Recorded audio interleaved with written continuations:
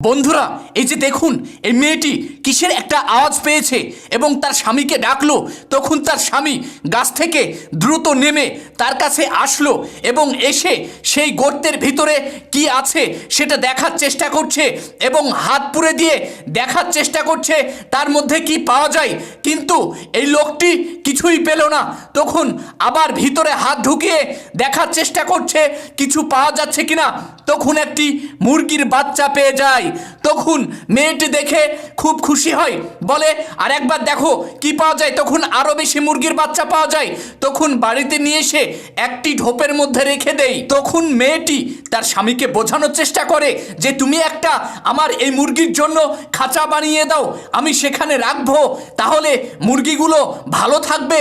তখন তার স্বামী দ্রুত যন্ত্রপাতি নিয়ে এসে একটি খাঁচা তৈরি করার চেষ্টা করে এবং খাঁচা বানাতে শুরু করে।